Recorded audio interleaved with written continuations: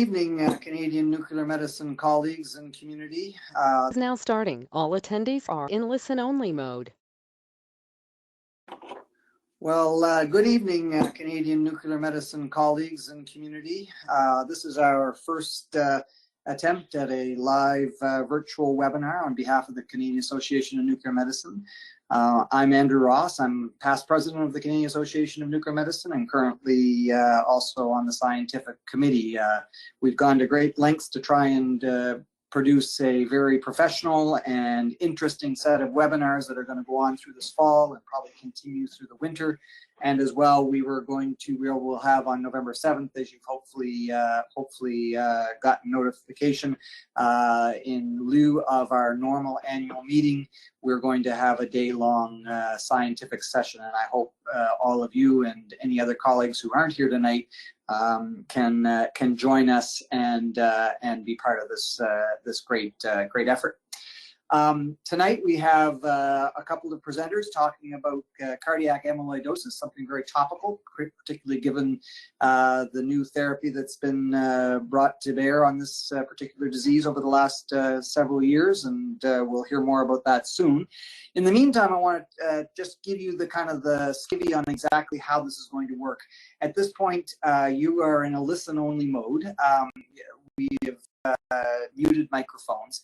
Any questions or comments you want to make should be done through chat to the organizers.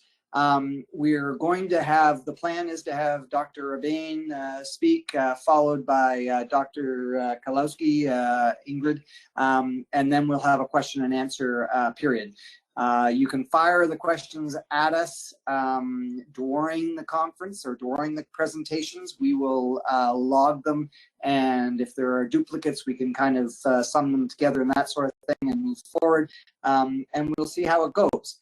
After this is over, you will receive an evaluation form from the CANM office. It is really important that you fill that out, one for your CME credits, but as well we are looking for feedback on how to move forward and make these even more useful to the community. So without further ado, I'm going to move on. Our first presentation is Dr. Jean-Luc Bain. Many of you know him. He's certainly been active in the nuclear medicine community for quite some time. He is a past president of our association, and he's been the scientific chair for probably a long time, many years, certainly almost as long as I've been around, and has done a superlative job of creating fantastic scientific meetings. He has a very, I call him a world man, and it's kind of interesting because the world man is the World Federation president-elect and will be taking over that position this upcoming year. Born in Belgium, trained in medicine in Belgium, and as well as internal medicine and nuclear medicine in Belgium. He came to North America to Temple and did a PhD in molecular genetics, certainly a very topical PhD in today's world as we move into theranostics for sure. He's worked in multiple countries and institutions in Belgium. He was the chief of nuclear medicine at the University of Western Ontario in London. He has been at the Fox Cancer Center and the Cleveland Clinic in the US, as well as the Veterans Administrative System down there. And he is currently the chief of nuclear medicine at Wake Forest University Medical Center. So without further ado, I will let Jean-Luc take over with his presentation on cardiac amyloidosis. Dr. Urbain. Good evening, everyone. I'm pleased to be here tonight. Andrew, thank you very much for explaining my gray hair.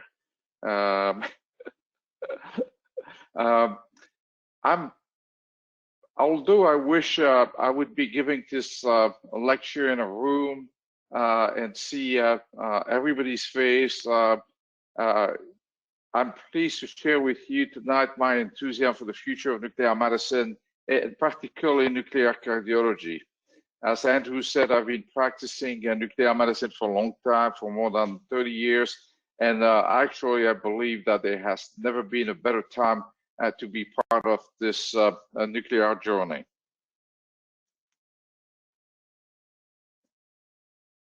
I do not have a financial interest in giving this lecture, but as you probably know, companies are supporting the Canadian Association of Nuclear Medicine through unrestricted educational grant. Amyloid. Clinicians have known about amyloidosis for many decades. And in fact, amyloidosis has been described in the literature since at least 1639. Amyloidosis is a group of diseases in which abnormal protein, known as amyloid fibrils, build up in tissues. The symptoms depend on the type and are often variable. It's important to know is that there are about 30 different types of amyloidosis, each due to a very specific protein which is misfolding. Some of these diseases are genetic, while some others are acquired and due to older age. When you talk about amyloidosis, they are essentially grouped into 4 types. The 4 most common types of systemic disease are light change, in the abbreviations AL, inflammation secondary to chronic inflammation, it's AA. Some patients develop amyloidosis after long-standing renal insufficiency and dialysis. It's the A beta 2 microglobulin amyloidosis type. And then finally, you have the hereditary and old age amyloidosis, the ATTR. The AL amyloidosis occurs in about 3 to 13 million, 3 to 13 patients per million. And it starts to count when you have 7 billion people on Earth. AA amyloidosis is in about 2 per million in terms of its incidence per year. The usual age of onset of the AL and AA is about 50 to 60 years of age. Without treatment, AL particularly can rapidly evolve into the death of the patient in about 6 months. It's 6 months to 4 years, but the more intensive, the more the AL, particularly when the diagnosis is made and it's affecting the heart, can rapidly evolve into the patient death. Diagnosis, we'll get back into that for the cardiac type of amyloidosis is usually suspected when we find a protein in the urine, when there's an organ enlargement, either the heart or the liver or the spleen, or very often too is the patient develop a polyneuropathy. Ultimately, the diagnosis is made by biopsy, and that's definitely problematic for the heart.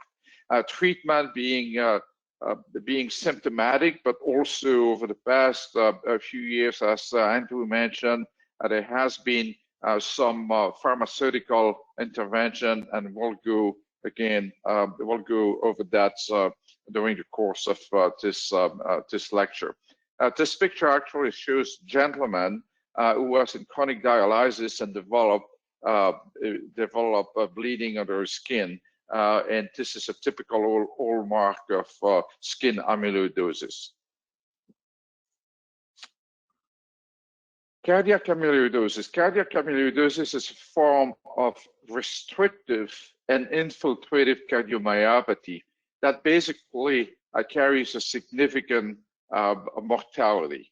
The 2 proteins which are usually responsible for cardiac amyloidosis is the amyloid light chain, the AL, as I mentioned before, and what's called the amyloid transthyretin, the ATTR. That's the acronym, that's the abbreviation. There is heterogeneity in clinical courses, prognosis, and treatment approach of these 2 conditions. As I mentioned, the AL amyloidosis is characterized by a rapidly progressive clinical course, and if it's left untreated, the median survival is less than 6 months. The ATTR amyloidosis follows different clinical courses depending upon the specific mutation, which is inherited either under the form of cardiomyopathy or under the form of sensory or autonomic polyneuropathy. In addition, the ATTR amyloidosis is also characterized by an age-dependent penetrance with the clinical phenotype developing as age advances. So it tends to be, when it's not inherited, it tends to be a disease of older age. The diagnosis is very challenging, and for many, many decades, probably we missed the diagnosis, at least at the level of the heart. And the reason is because the disease is still quite rare compared to coronary artery disease, but there is a lot of clinical overlap, particularly in the cardiology world, with other type of condition, which the amyloidosis disease of the heart tends to mimic, like hypertension, renal failure, hypertrophic cardiomyopathy, or aortic stenosis. And let's face it, until probably until 10 years ago, or maybe even less than that, most physicians did not necessarily think of cardiac amyloidosis. This is a slide that I love because it shows very nicely at the top of the slides the characterizations of what cardiac amyloid is all about. So on the top right of the slide, you see basically the accumulation of amyloid fibrils. That's the black region on the drawing here in the myocardial interstitium. That increases, that results in the increase of the thickness and mass of the ventricular wall, but also in the restriction of the left ventricular cavity. At the end of the day, you have a progressive diastolic and systolic dysfunction. At the bottom of the slide, you see basically the histopathology. On the left is high resolution, high magnifications, showing basically in the red fluffy material, the amyloid deposit.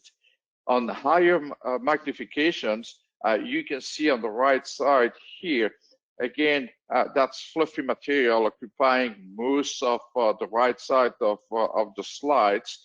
The rest, the yellow part, is actually the fibrotic tissue, and this is actually what people call the lysosomal junk inside of the cell. So in advanced stages, basically there is not much left ventricular muscle left. As I said, there are actually two major types of cardiac amyloidosis. The light chain amyloidosis refers to a situation in which plasma cells produce monoclonal light chains that are misfolding. And those misfolded monomer and dimers, you know, protein are made of monomers, dimers, trimers, and tetramers.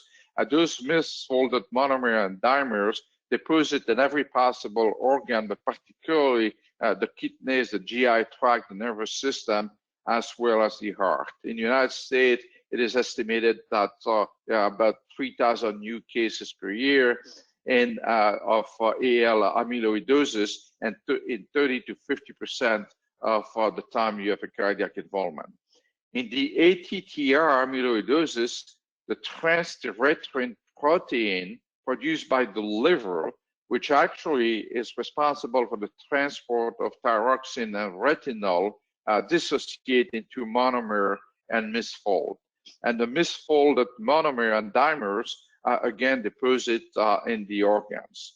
In both situations, both monomers, oligomers, dimers, protofilaments, and mature amyloid fibrils deposit in the myocardium. There are two types of ATTR amyloid, as I mentioned before. You have the wild type, which is essentially due to the dissociation of the naturally occurring protein with aging. It's estimated that 10 to 15% of patients with diastolic heart failure are actually actually an ATTR amyloid disease. One of the clinical preceding symptoms is a carpal tunnel syndrome or spinal stenosis. In the hereditary form of amyloidosis, there's a point mutation in the gene, which basically leads to the deposit of the abnormal protein. There are about 100 types of mutations known in the TTR genes, which have been identified. The most famous mutation is it's called the V1221 mutations, where basically there is a change of amino acid from an isoleucine amino acid to a valine in a specific position of the gene. And what is notable is that 3 to 4% of the African American population in the US carry that gene. Again, it can manifest itself essentially as a neuropathy and then a cardiomyopathy or a mixture of both depending on the type of mutation. A very good summary of the evaluation and management of patients with cardiac amyloidosis was published this year, actually in the Canadian Journal of Cardiology, and I strongly recommend that you get a copy of it and you read it. It's very well done for those of us who do not practice cardiology days in and days out. And in this manuscript, it described very nicely what should draw the attention of the cardiologist towards eventually a diagnosis of amyloidosis. Looking, for example, at renal insufficiency, nephrotic syndrome, the peripheral neuropathy or autonomic neuropathy, an unexplained left ventricular wall thickness with a patient who doesn't have hypertension or renal insufficiency, or a low flow, low gradient aortic stenosis on ultrasound. And I mentioned about the carpal tunnel syndrome. Cardiologists now are educated to pay attention to these symptoms. And if the patient develops or has this type of symptom, and if there is a suspicion of cardiac amyloidosis, the goal is to try to distinguish between AL amyloidosis and ATTR amyloidosis. In AL amyloidosis, the answer usually comes from the blood. And if there is a monoclonal protein present in patients' plasma, patients usually refer to hematology for organ biopsy. Cardiologists do not like to do cardiac biopsies. I've witnessed a few myself in my young age, and it's not pleasant for the patient, and it's very stressful for the operator. In terms of when ATTR amyloidosis is suspected, the monoclonal protein is absent. And lucky us in the nuclear medicine world, over the past few years, we have been able to provide the cardiologist quite a very sensitive and specific test. When the diagnosis is quite formal with non-invasive tools, and we describe a few of them. Basically, that's when the cardiologist start managing the treatment symptomatically, and this is basically displayed on the left side of the slide. The symptoms are being treated. The patients develop arrhythmia, an AV block, for example. The patient will have a pacemaker. If the patients they can also be put on beta blocker to try to decrease the strain of the muscle. So it's on the left side of this slide basically is display the symptomatic treatment. Over the past few years, research has been done. The pharmaceutical company have done a fair amount of research into what they call the disease modifying therapy. And this is very nicely explained on the following slide, again, published on the journal, in the journal of the Canadian Journal of Cardiology. This slide was actually coming from the journal JACO, and the Canadian cardiologists had it up between the liver and the cardiac amyloid on the right side of the slide, they added up two types of treatment which can be applied in terms of decreasing the progression of the disease and preventing eventually the deposits of new cardiac amyloid, of new amyloid fibers into the myocardium. Two molecules essentially called inotersen and patisiran, made by two biotech companies. What these two molecules do is they interfere with the synthesis of the tyrosine molecule at the level of the mRNA. One is an antisense oligonucleotide, and the other one is a small interfering RNA molecule, which is interfering with the transthyretin molecule mRNA. Both agents have been studied in phase 3 clinical trial involving outpatients and patients with polyneuropathy symptoms along with cardiac issues. The latest one, which just basically acted differently, is actually tend to stabilize the tetramers, the transthyretin tetramers, resulting in a decrease in the number of dimers and number of monomers. In what's called the transthyretin cardiomyopathy clinical trials, over 30 months, this molecule, the tafamidis, showed basically a reduction of 32% in mortality and 30% in reduction in cardiovascular hospitalization, which is quite substantial. Of course, this molecule was approved in the United States, I believe, at the beginning of this year. The phase 4 study after the molecule in the market will give more information about the safety aspect and also the efficacy aspect.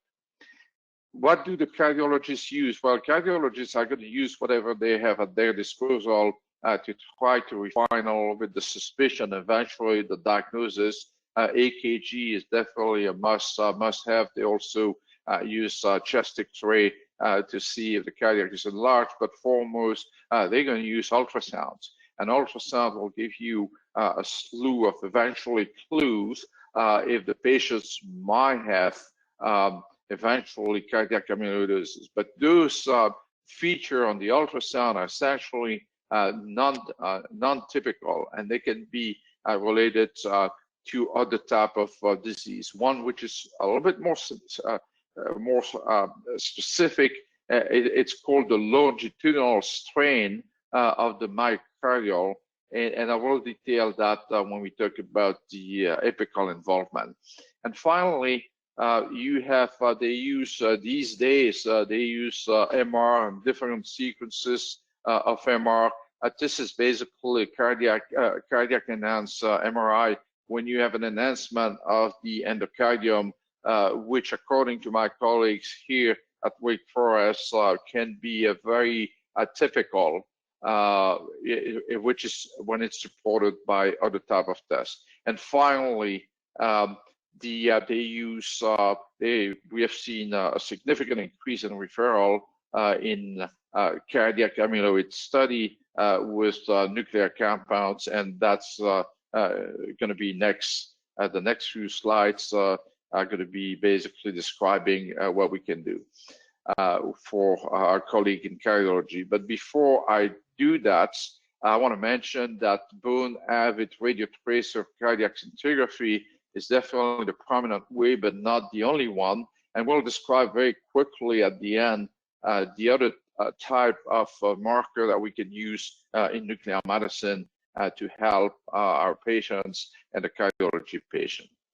I don't know, many of you were around, maybe not that many, I hope not that many for the future of the profession, but in 1975, Elias Podvinik in the United States described the use of pyrophosphates to diagnose, it was an animal model, it was a duck model, the inferior infarct. They created a model where they created an inferior, we're ligating the RCA of the RCA of the dog heart and creating an infarct. And they demonstrated that pyrophosphate was basically lighting up the infarcted area. Same thing for the anterior infarct. What most of us, and I didn't know that until probably 6 months, a year ago, is actually pyrophosphate is an endogenous metabolic byproduct of many intracellular processes, and it's found in most mammalian cells. Of course, it can be produced, can be synthesized, and we'll see the structure in a few minutes, but pyrophosphate actually is acting endogenously as a very potent inhibitor of calcification. And it antagonizes the ability of inorganic phosphate to crystallize with calcium to form hydroxyapatite, which are really the backbone of our bones. And it does so by occupying some of the inorganic phosphate site on the surface of nascent growing hydroxyapatite crystal. So this is a very important point that you need to remember, that each of us have a fair amount of endogenous pyrophosphate.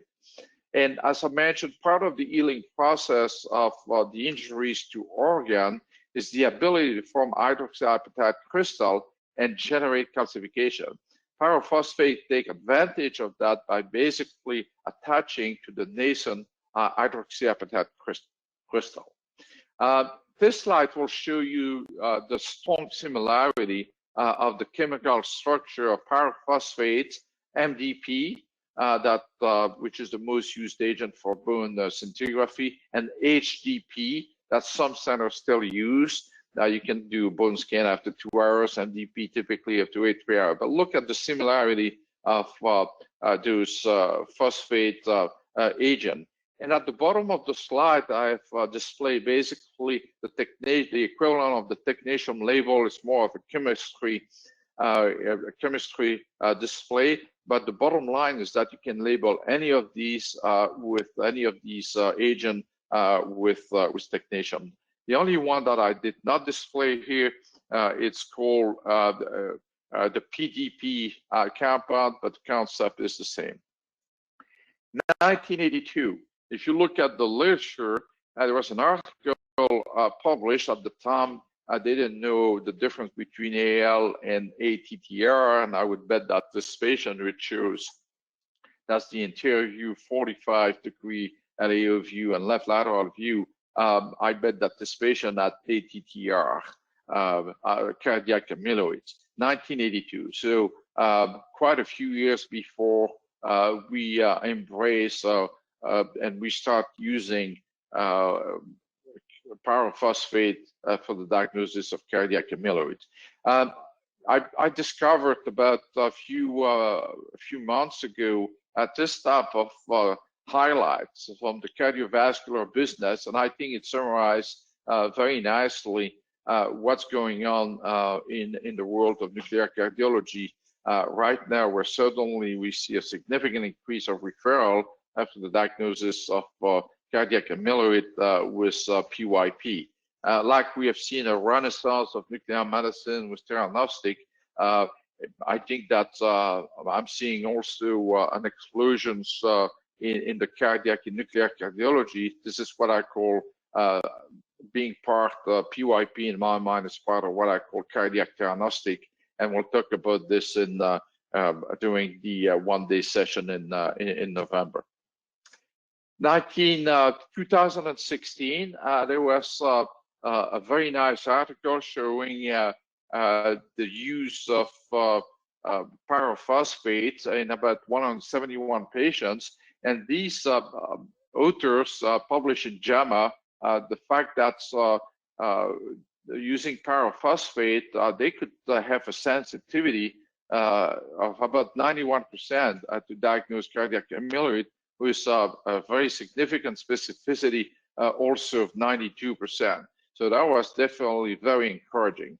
And then the same year, actually, in a large multi-center trial involving this time more than 1,200 patients, the sensitivity was about 99%. When I see 99%, I'm always wondering if there was a bias in selection, but still, I think it was quite good. Specificity just a lower, 86%, but still quite excellent for a diagnostic imaging test.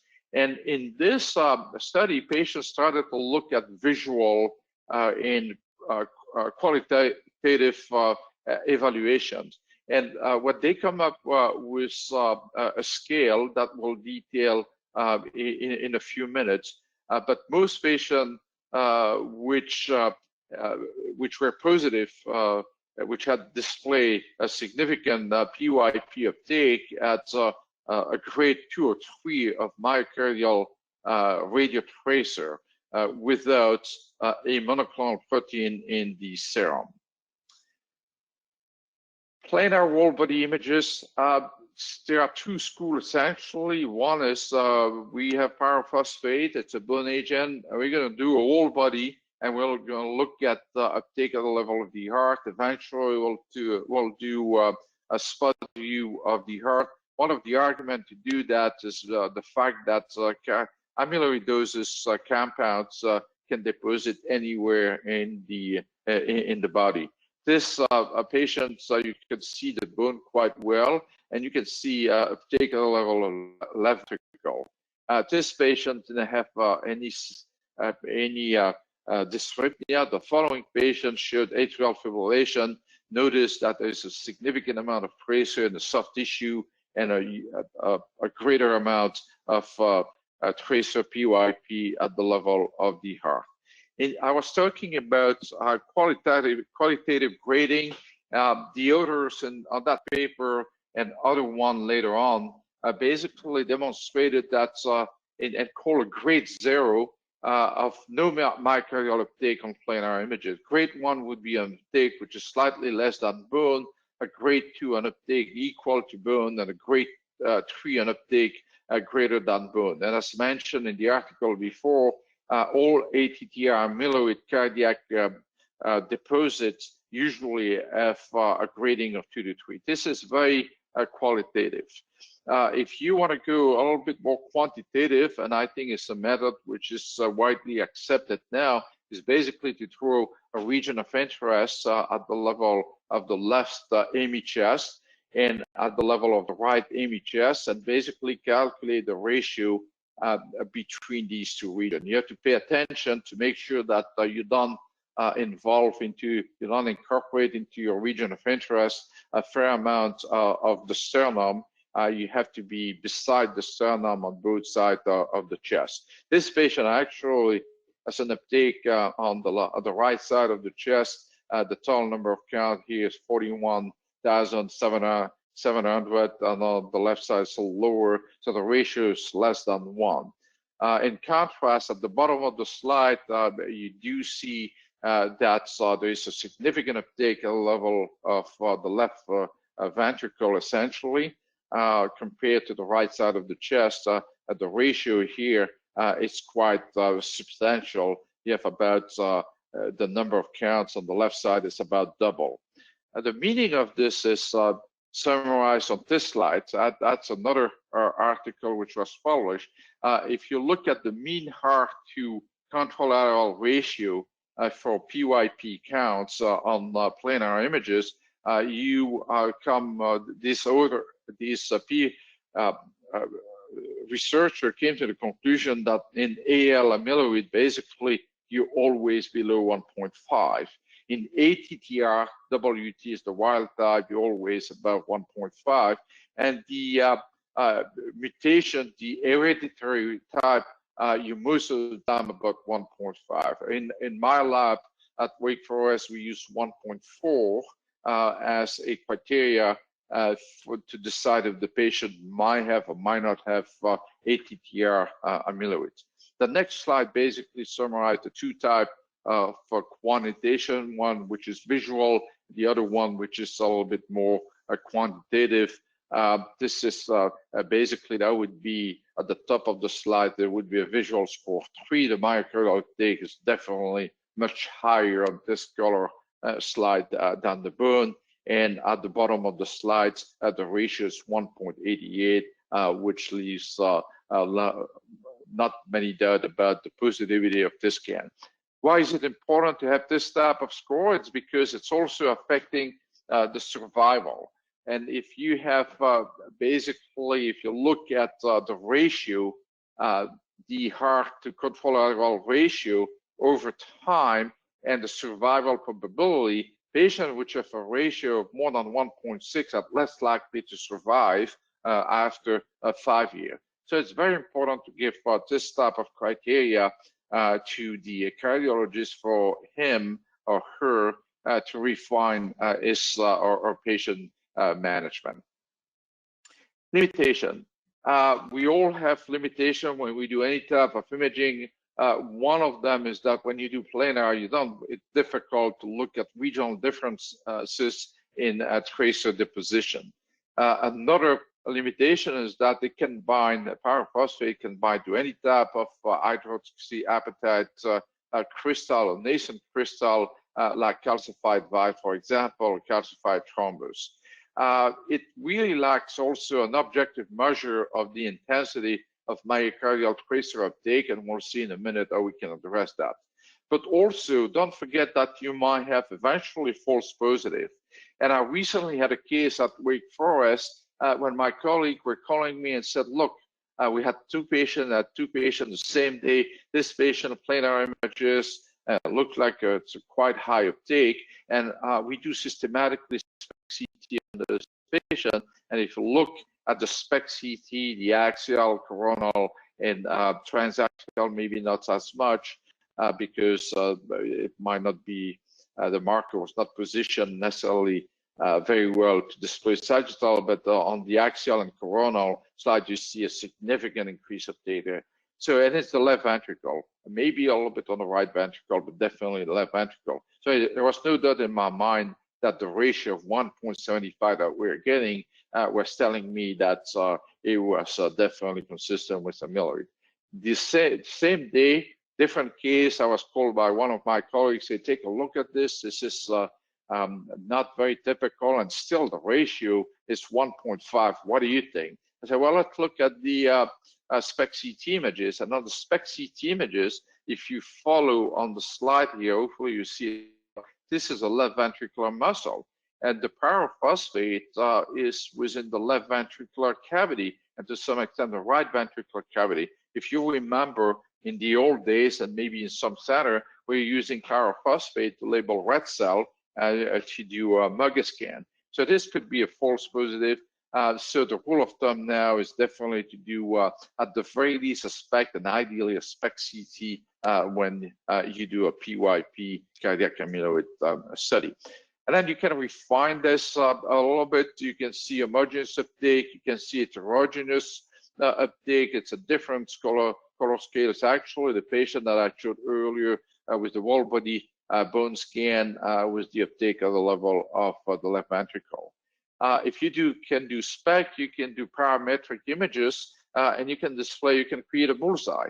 Now, the hottest spot here is at the level of the septum. Typically, early on, the amyloid prefer to deposit at the level of the valve plane, of the base of the heart, and it is what's called the apical sparing.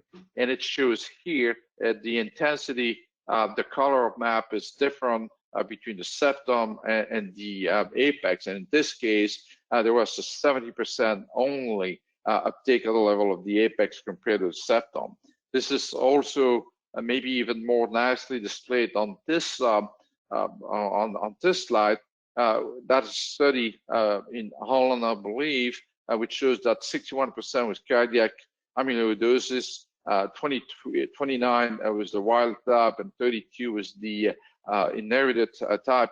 It had in 65 and 68% of the time a sparing of the apex. It's not good news when you have the apex which is involved. It means that it's disease progression, and this is reflected on this slide, showing basically the impact of apical sparing on prognosis if the apex is not is involved basically, and you define that by the ratio between the basal and mid segment of the heart divided by the number of counts in the apex. The survival is way lower if the apex is involved. One thing that you can also do is use the SUV. The companies are promoting now SPECT SUV. I'm not necessarily a firm believer of that, but if you have the software, you can certainly play with it. I'm not going to spend too much time. It's published by the American Society of Nuclear Cardiology and in a better table format in the cardiovascular imaging journal I mentioned earlier. So basically, I think you have to do planar and SPECT imaging and Spec CT imaging in as much as possible in today's world. This slide will be available on the CANM website.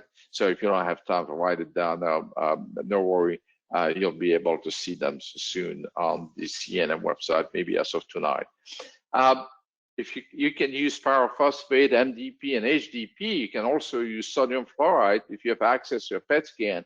And this is just to remind us that sodium fluoride is a very good agent to look at bone scan and amyloid deposit.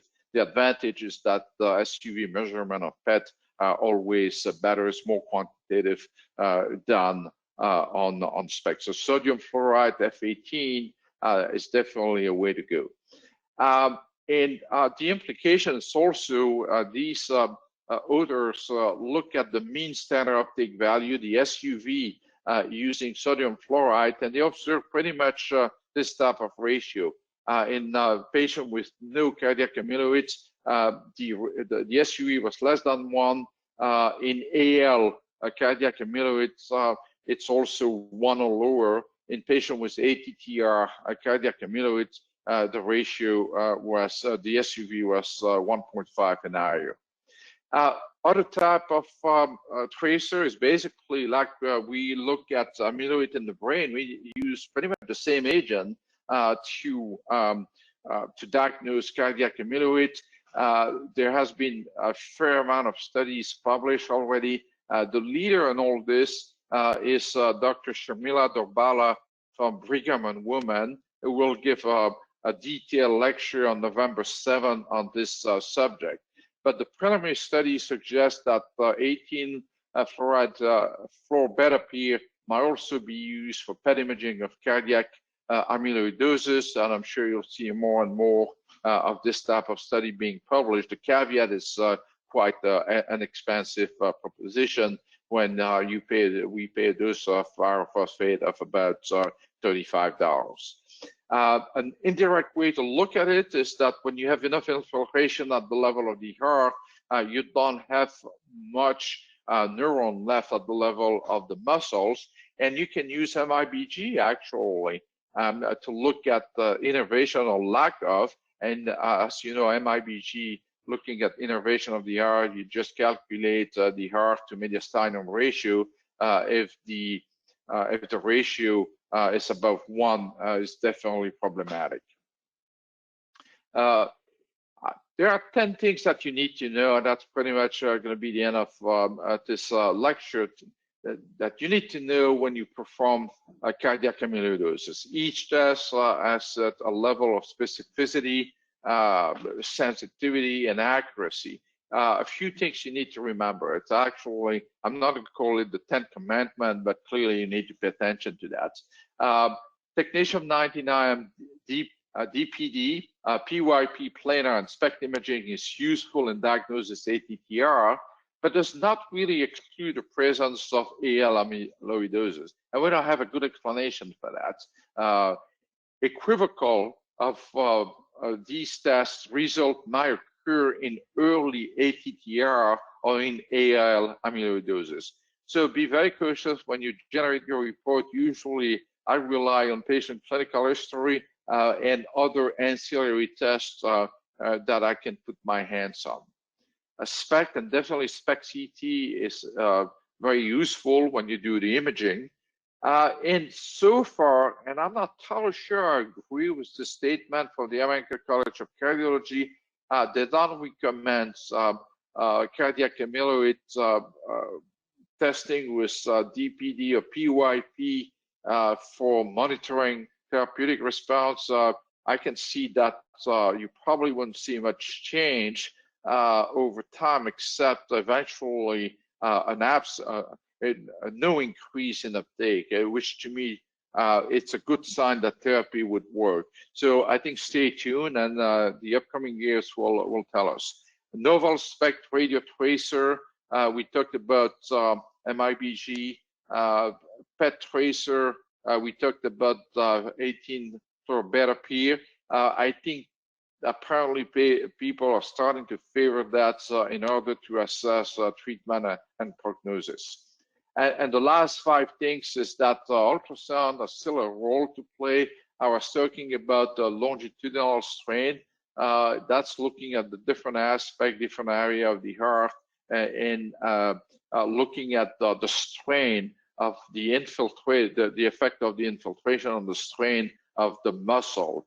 And it can give you parametric images too.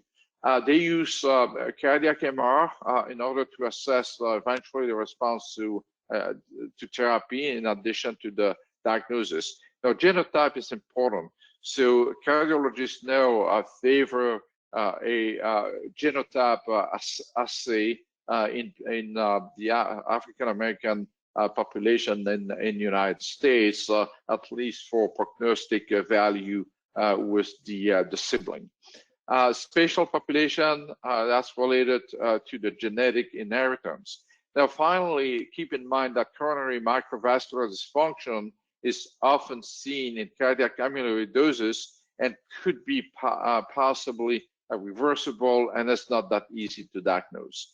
For those of you who dive deeply into this, I recommend the 2 guidelines, the consensus of the American Society of Nuclear Cardiology, part 1 and part 2.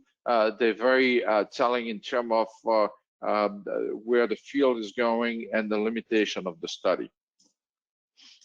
So I thank you for your attention, and hopefully you have a few questions. I'll try to answer them at the end of this session. Thank you very much.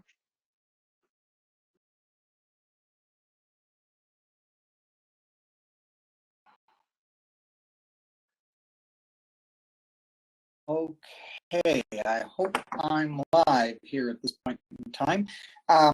Thank you, Dr. Bain. That's fantastic. What a fantastic overview of this. Here we go. I hope a few little technical things. Here we go. I'm on. Thank you, Dr. Urbain. Really appreciate the edification and the depth of your presentation. That was excellent. We're going to hold questions until after the second presentation. As said, you just enter your questions and we will endeavor to answer them.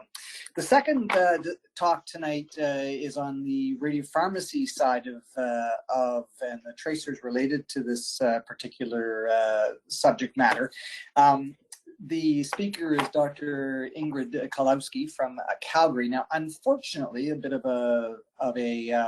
a problem. She had a physical conflict tonight and actually couldn't be online with us. However, our organizers who've been doing the technical orchestration of this arranged to have Dr. Koslowsky record her conversation or her talk and provide her slides. So we will have the presentation. The downside is if you have questions on the radiopharmaceuticals, I think that will probably turn a few more of Dr. Urbain's hairs gray. So I think we will hold those. And Dr. Koslowsky has provided her contact information. It will be in her slides. It will be provided at the end of her talk, and as well when we get this stuff posted on the CANM website, her contact information will be there. So if you have any questions that don't get properly answered or concerns, I know Ingrid is certainly very open to discussion. So I just tell you a little bit about Dr. Koslowsky. Ingrid has been a stalwart of the radiopharmaceutical community in this country for a long time. Her hair is not gray. She is currently and has been the director of the Calgary Radiopharmaceutical Center since 1989. It's one of the few remaining facilities in Canada that under the public, that's a public as opposed to a private operation, and she produces a lot of radiopharmaceuticals there, and has supplied a number of niche compounds to the community.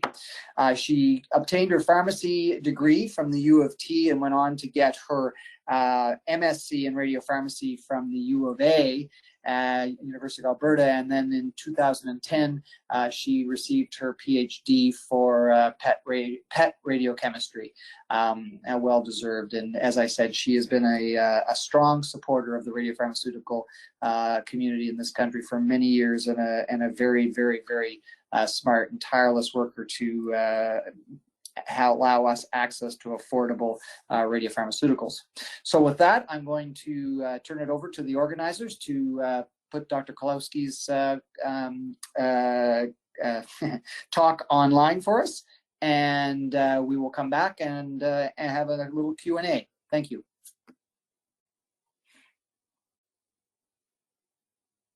Hello, everyone. Thank you for giving me an opportunity to speak about Calgary Radiopharmaceutical Centre's Stannis Pyrophosphate Kit, or PYP kit. This is my disclosure, and I have nothing to disclose. To start, I will be providing a short history about Calgary Radiopharmaceutical Centre, also known as CRC. I will follow with a slide or two on the and quality control of technetium pyrophosphate, and that will be followed by information on access to our product. I cannot actually speak directly about the use of our product in the detection and diagnosis of cardiac amyloidosis because it is not an official indication listed in our package insert. I can speak about amyloidosis and about technetium pyrophosphate, but not directly about our product for that indication. Having said that, here is an image from the Journal of Cardiac Failure demonstrating cardiac uptake of technetium-99m pyrophosphate. I'm showing this as a representation of the goal for nuclear medicine. That is so that you can do your job to provide the high quality diagnostic service expected from your department. But there's a lot that goes on behind the scenes in order for you to receive quality images. Before I get into discussion about the Stannis Pyrophosphate Kit, I would like to give you a short overview of who we are and why we are in the manufacturing business. The CRC is a centralized radiopharmacy within Alberta Health Services, Alberta's provincial public health institution. CRC holds a drug establishment license under Health Canada. We provide radio-labeled products to hospitals within Calgary and surrounding area. We provide non-radioactive kits to sites within AHS, and we sell a few of our radiopharmaceutical products to nuclear medicine and centralized radiopharmacies across Canada. We offer products that are not typically available through large pharmaceutical companies, as we are not in the business of competing with big pharma. So how did we get into the situation of being a national radiopharmaceutical kit supplier? Well, it's historical. In the 1980s, the Foothills Hospital had a small radiopharmacy that served the hospital's nuclear medicine department. There were a number of radiopharmacies like ours across the country, compounding kits for in-house use. Most of these centers were large teaching hospitals that already had radiopharmacists on site, assisting with patient care and research projects. Compounding radiopharmaceuticals was just another part of their job. The products were inexpensive to produce. As well, there were a number of commercial suppliers offering a variety of kits for sale, so there was no shortage of competition and access to products. In the 1990s, Health Canada decided that radiopharmaceutical kits should be licensed as Schedule C drugs. At that point, most traditional radiopharmacies decided to stop manufacturing kits. It was a lot of extra work, and access to commercial supply was not an issue, so they just let this part go. In the late 1990s, Health Canada required manufacturing facilities to be licensed as drug establishment licenses. Dell facilities must follow good manufacturing practices, which is a requirement for all drug manufacturers. Meanwhile, access to commercial kits from large pharmaceutical firms began to decline. In 2019, Health Canada mandated drug identification numbers for Schedule C drugs, and this year we are now required to submit all transactions through a gateway which requires registration with the FDA in the United States. My understanding is that this will improve the drug submission process in a secure manner and get rid of having to use media such as CDs and USB sticks to send info to Health Canada. Regardless, it's another step that we have to take to continue providing information to Health Canada. The result or outcome is that these regulatory steps, while ensuring high quality products are being offered to Canadians, does create a lot of regulatory burden for small operations. This is why CRC is the only small publicly funded radiopharmacy left producing radiopharmaceutical kits. Ultimately, CRC's goal is to provide sustainability and stability of the radiopharmaceutical supply chain for nuclear medicine facilities in Canada. And here's a photo of the team. Unfortunately, I'm missing one very important person, but this is our complement.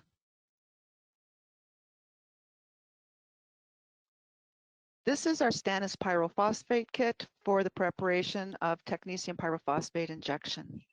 It is a very simple kit from a content perspective. It contains sodium pyrophosphate, the key ingredient for uptake in cardiac disease such as amyloidosis, stannous chloride or tin. The stannous chloride reduces the technetium from its +7 oxidation state to a reduced state such as +4. The reduced technetium becomes reactive and it binds with the pyrophosphate chelate. Ascorbic acid is a reducing agent which keeps the tin in a reduced form so that the tin can reduce the technetium. It is also acting as a mop to mop up free radicals that can be introduced with the pertechnetate. The product is a frozen kit and it's stored at or below -10 degrees centigrade, and it has a shelf life of 6 months from date of manufacture. You can add up to 3,700 megabecquerels of sodium pertechnetate to the kit. The kit already contains 1 ml of solution, so you can add 1 to 4 ml of pert in saline with a maximum volume of 5 ml. It is suggested the product is stored at 4 degrees centigrade and is stable for 12 hours from preparation.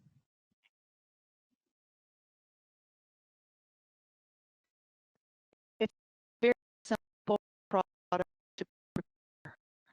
Allow the product to thaw. It literally only takes a few minutes. You can roll the vial around in the palm of your hand in a minute. Pertechnetate, 15. I am showing the quality control method that we mentioned in our package insert. The QC is very similar to other products you are already probably making. The insert states to use instant thin layer silica gel chromatography paper as the stationary phase and MEK and saline as the mobile phases. Since pyro is hydrophilic, it will travel with aqueous solvents such as saline to the solvent front on the paper, leaving reduced hydrolyzed technetium at the origin. In organic solvents such as methyl ethyl ketone or acetone, pyro will remain at the origin along with the colloid, and the unreacted free pert will travel to the solvent front. The strips can be cut in half and measured in a well counter or dose calibrator. From these 2 strips, you can calculate your radiochemical purity, which should exceed 90%. Occasionally, we get calls from customers having issues with chromatography and getting the product to pass. There can be numerous issues related to chromatography, and some of these issues are related to the quality of the paper. The quality isn't the same as it used to be. Quality can vary from supplier to supplier and between batches or lots of paper. Ideally, you should validate new lots to ensure that they can perform adequately. I suggest that chromatography strips be stored in a desiccator or a low temperature incubator, say 30 degrees centigrade, and pull stock out when you need it. Also use fresh solvents to ensure that you are not using contaminated materials that could negatively impact your results. I have been asked why we don't produce a freeze-dried or lyophilized kit. It would be so much easier to store for long-term use, and I don't disagree. But for us to move to a lyophilized product, we would have to make major changes in production. And this requires validation of equipment, clean rooms, and processes. And it would likely require a drug resubmission to Health Canada. The fact that there was no demand for technetium pyrophosphate in the early 2000s has made the decision a little bit more difficult. CRC kits were only being used in-house and provided to a few sites in Calgary. There was no need to add complexity to our operation and our production and quality control programs, so we made a decision not to move to lyophilized kits. Also, we simply do not have the resources at this time to manage a resubmission. And there's always a risk that the product would not be approved and everyone then would lose access to pyro. Shipping. This has been an eye-opener for the CRC team, as shipping is not something we typically needed to worry about in the past, and now it is a major component of our operations. We ship frozen product in dry ice in order to ensure that it remains frozen over the shipping life of the package. The goal is to get the product to the destination within 24 hours, but it often takes longer than that, especially if we are shipping to areas that are not major centers. We ship frozen products on Mondays and Tuesdays so that the product will arrive during the work week. Couriers have to be certified to handle dangerous goods, and this is a requirement for shipping dry ice by air. Shipping dangerous goods is expensive. As well, we are adding 10 to 14 kilos of dry ice to a package to ensure it is frozen upon arrival. The more it weighs, the more expensive it is to ship. And we have to use larger insulated boxes to ship farther and longer, which adds more cost. Our shipping is purely cost recovery. Whatever the courier charges us, we charge the customer. In the future, we hope to identify our customers by a customer number so that we can reduce errors in shipping. We also, on occasion, include an audit of our packages. It could be in the form of a paper audit, whereby we ask the customer to tell us if the product arrived in time and whether the product was received in the appropriate state. That is, a frozen product is still frozen upon arrival. Or we might include a data logger in the package. These are very simple to use. Essentially, it is plug in and play. A PDF report is generated and you can send us the data for our files. We let customers know in advance if we are shipping out data loggers so that they know to look for them. CRC has some challenges in operations because we are so small. We only have 8 staff who do everything from production to QC, packaging, ordering. It's a very busy place right now. We have some unique challenges working within a large public health organization. Drug manufacturing is not the organization's focus, and so we don't have the type of resources as that pharmaceutical company that is dedicated to drug manufacturing. Our resources are slim. Processes, especially from a regulatory perspective, can be daunting for us. But we keep improving our operations and we intend on continuing offering products into the future. Finally, this slide offers contact information. If any of your staff wish to reach us for information or guidance on the preparation and quality control, the CRC team can address this. The Calgary Radiopharm email is the general email for ordering and queries of our product. I have also added a sample of our cold kit order form. This form is sent to all customers requesting access to our products, along with the package insert and pricing information. We are in the process of preparing a French version for our French customers. Thank you again for allowing me to speak about CRC's Stannis Pyrophosphate Kit, and I wish you much success with your virtual meeting. Thank you.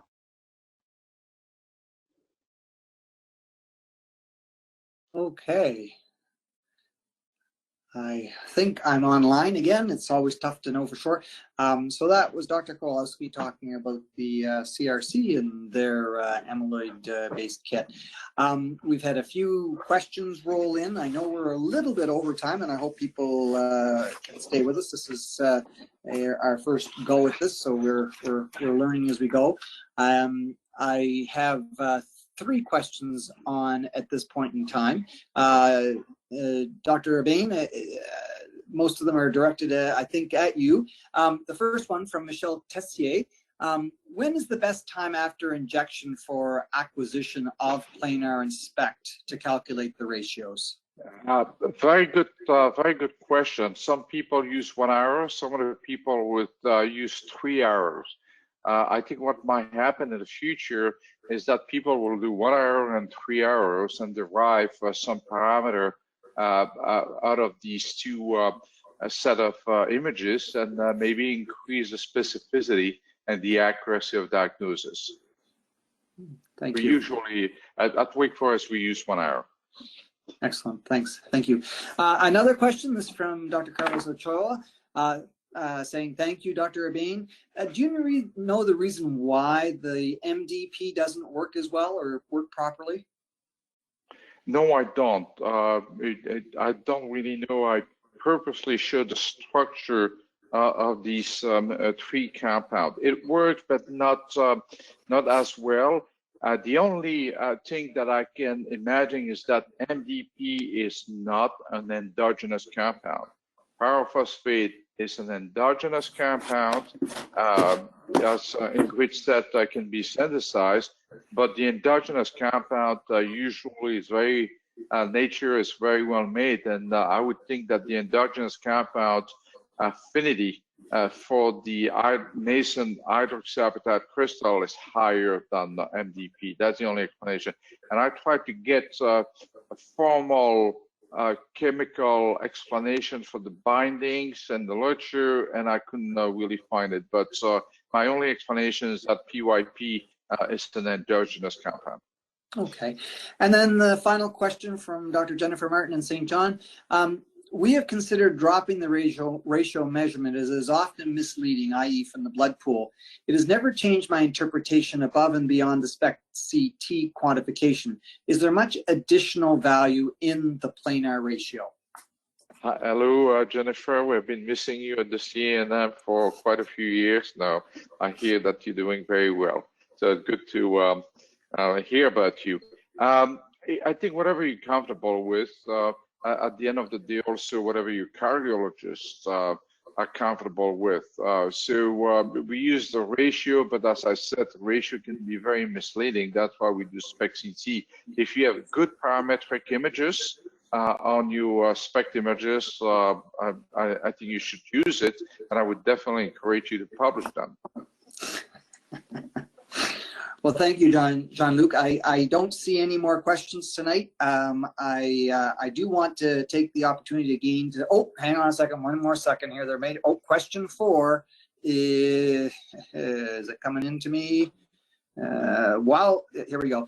Do you know if any centers in Canada are using whole body florbetapen as off-label for this indication? From Karen Provost. I doubt very much that any is using. It's a very expensive compound. I doubt very much that any is using, but that's a very good question. So, there's a new company called United Imaging, which has a long bore, a 2 meters PET scanner, which is a remarkable piece of instrumentations. And the idea that we have at Wake Forest, if we can put our hands on that $10 million piece of equipment, is basically to inject whatever amyloid PET compound we can put our hands on and basically do total body images. I think that is going to be the wave of the future, is to evaluate what I'm going to call the amyloid burden in the body, not only at the level of the brain, but also at the level of the heart and the other organs. So very good questions. I'm not aware of any center. If there is any center doing this, I would probably bet that it would be probably the Neurological Institute in Montreal. Oh, we have another one coming here too from Dr. Normand Laurent. We'll just hang tight here for a second. Has to be typed in. Do I know Dr. Laurent? I've never heard that name before. He says Matthew Peltier-Gallin may have used flurbetapir. Good. So that's one of the answers. So I don't know where Jean-Mathieu Gallarneau practice. I think it's in Montreal. I don't know if it's at the Neurological Institute. There might be some isolated. I'm not aware of any study published out of Canada with all body flurbetapir PET scan. Cool. Normand is busy typing again. MHI. That's presumably MHI. Montreal Heart Institute. There we go. Yes. Yeah, that's what I suspected, right? That's what I suspected. Merci, Normand. Merci. Merci. All right. Going once. Oh, hang on a second. One more coming through here. We will hold two. While that's coming through, I'm going to just take the opera. MPG is at the ICM. Help. ICM. Something Montreal. While you translate that, Jean-Luc, I'm going to just kind of Institut de Cardiologie de Montréal. So that's a French. I went far. There we go. There we go. Très bien. Yeah. Go ahead. No. I was going to say whatever the language is, deposits are deposits. Yeah, correct, he says. Well, I want to close off here saying thank you to, again, to our presenters, Dr. Bain and Dr. Koslowsky. This was our first go at this. We hope to move forward and enhance as it goes. Certainly from my standpoint, the feed I had tonight here in my basement was very good. It was very little breakup, so hopefully everybody else on the line had similar technical success.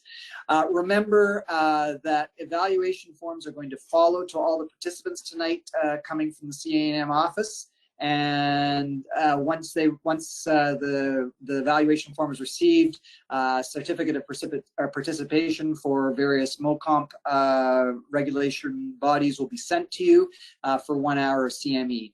As said as well, in a few days, the webinar will be posted on the CANM for review. So if there's something you've missed or want to kind of follow up on, it will be there.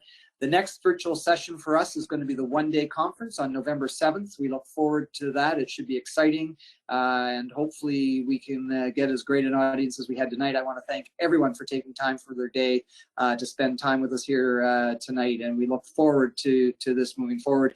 And hopefully next year when we have the CANM Live in Halifax, we can see you all in person. Thanks very much, everyone, and thank you to the organizers for doing a great job of pulling this together for us. Have a good night, everyone. Thank you. Thank you, everybody. Thank you, Andrew. Bye now. Good night, everybody. Night.